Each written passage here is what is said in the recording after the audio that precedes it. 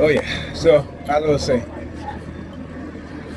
so he's yelling while I'm talking to his mother, and I told him, I said, Ethan, stay in your place. And she goes, well, you don't gotta, you don't deserve no respect or what have you, some shit like that. I don't deserve no respect.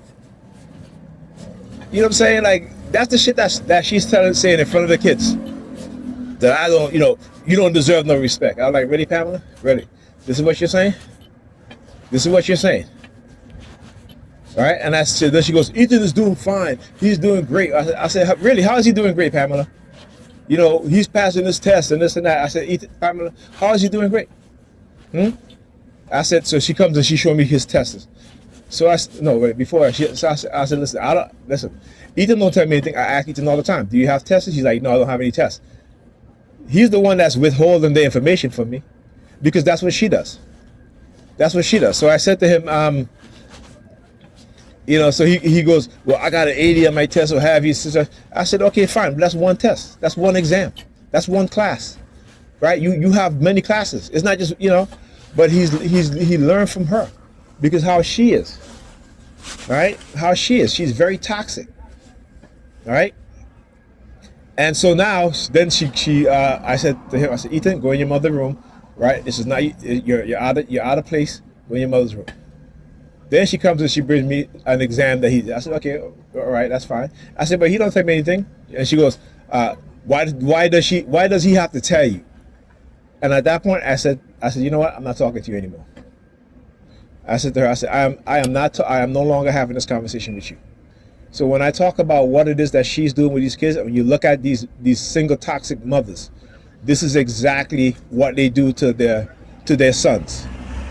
This is exactly what they do. How many times we've seen videos where fathers, have their children for the weekend, and the child does not want to listen to the father. He calls the mother, and the mother calling the father saying, "Bring him back home." You hear what I'm saying? Like, this is the bullshit I talk about. This is what I'm talking about. And because what? And because what? Right? So then I said to her, that's great. I love the fact that he got an 80. I love the fact that he's passing this class. Right? But I said to her, that don't mean nothing if he's going to fail based on his lack of attendance and lateness. And she goes, that don't matter because he's passing this class. I'm like, really, Pamela? It does matter. It does matter because this is what this school system is doing to black children, that they will put them into the next grade level based on their age instead of their academics. That is how they fail a lot of our children, and the mothers are happy about that because they can go tell their friends, "Oh, my son is in the 10th grade. He's in the 11th grade. Or he went up to the 11th grade, right?" And then when they don't graduate because of lack of credit, fail in their classes, then the mothers want to run up there and talk about, "Oh, how could this be? How could this be? I didn't know." I mean, come on, it's fucking ridiculous. And then get this: the neighbor called the cops. The neighbor called the cops because we're having an argument. No, no DV, nothing like that. None of that. Right? But the neighbor's calling the cops. And instead of her saying, listen, everything is fine. We were just having an argument. We got a little loud. Everything is okay. She has to go out there. She's calling me. I'm like, why are you calling me for? I said, if the neighbor called the cops, for what? We're having an argument? Tell them that we're just having an argument and everything is fine. Right? So then she goes out. She came in, goes out. I mean, she could have brought the cop into the apartment. The cop said, no, she wouldn't do that. Right? So she goes outside to talk to the cops. What happened? They was out there for quite a while. I don't know what she's saying, but I don't really care. Right? Because again, I document everything, so I know exactly, and I know the law. Right?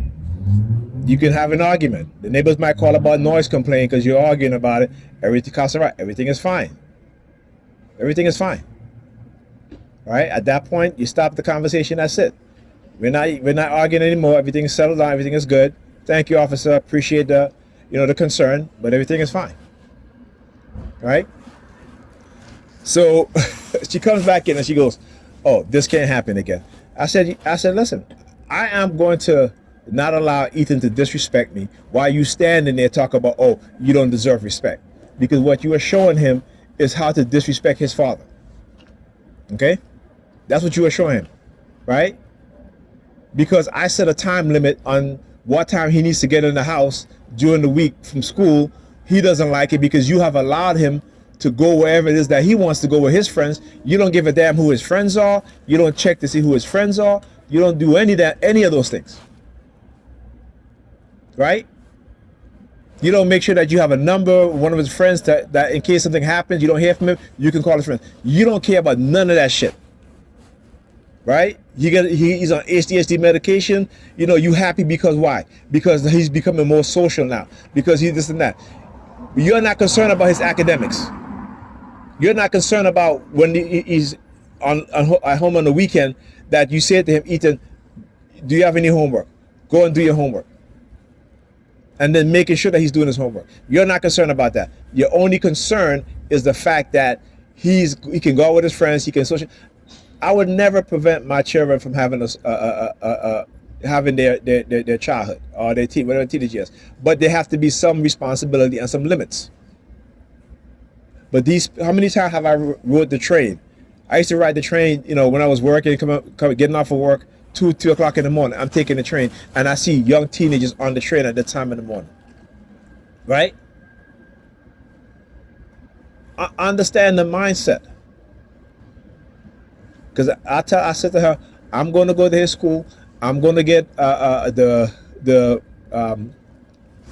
his attendance record, his absentee record, and I'm going to talk to the principal. Because I'll tell them, do not put my son in the next grade if he's failing his classes. I will not allow that to happen. I will not allow that to happen. But she will be happy because you know what? She ain't got to do no work. She ain't got to do no work when it comes to helping these kids with their schoolwork. You know, even earlier she's like, "Oh, you gotta go." And I'm like, I'm helping Alyssa with her homework. What are you doing, Pamela? Are you going to help her? No. You're telling me yes all the time, but then when I leave, you don't help her. Right? And that's part of the reason why. And again, trying to always lay the blame on me. But I could tell her, I said, no, you're not going to do that. I keep telling you, stop doing that. Stop doing, because you know what? I got the receipts. Stop doing that. I got the receipts. See, you don't got the receipts that I'm not doing what I'm not supposed to do. But I got the receipts that shows that you're not doing what you're supposed to do. All I got to do is go and get the kids' attendance record, their lateness record. You take our daughter to school at 10 o'clock in the morning when she should be in class at 8 o'clock. Why? Because you want to stay up during the week when you know you have also work and you want to craft or you want to be on the phone or whatever you want to go out, what have you. That's what you want to do. And nobody can tell you anything.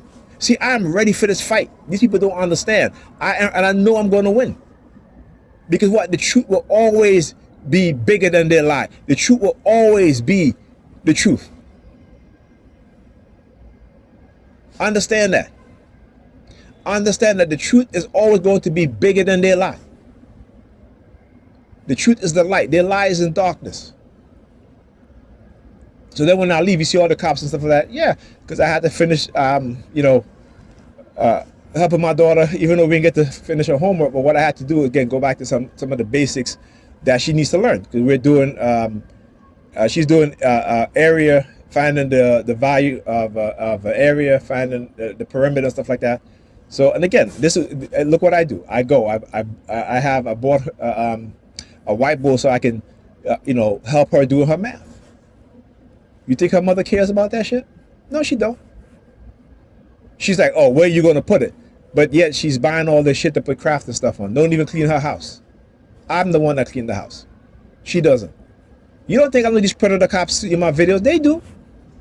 They do. But do they care? Like I keep telling you, they don't care about you. They're just using you. They don't care about black women. These these liberal states and cities, they don't give a shit about black women. They talk and tell black women what they want to hear to make them feel good, but they don't give a shit about them. Right? They don't give a damn about them. Right? All they do is do lip service to black women, and black women fall for it. Oh, Chase Morgan's, $5 billion for black women entrepreneurship. Then go and look and see since they started that program, what is the biggest amount they've ever given to a black woman, a black entrepreneur? And you'll see it's only $20,000. They have not even given $1 million to different to black women altogether. When you add it all up, it doesn't even amount to $1 million. But they're talking about $5 billion. This is the lie these liberals are telling. And then guess what? Since the Trump administration got into office again, guess what? They ended that program. Right? But because nigger people just want to believe instead of looking at the reality. This is why our children are failing. Because these women, these mothers their minds are being hijacked and manipulated, and they don't even want to understand why. And it's a hard thing.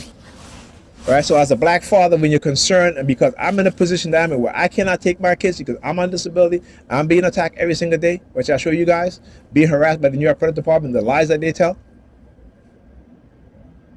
trying to manipulate me, right? The illegal implantation. And then they try to get away with it. But like I said, I'm not that type of person. Right? I am not the sheep that you thought I was. I'm not that person. All right? So like I said, this is going to be a fight that they wish that they never started. All right? Talk to you guys in the next video.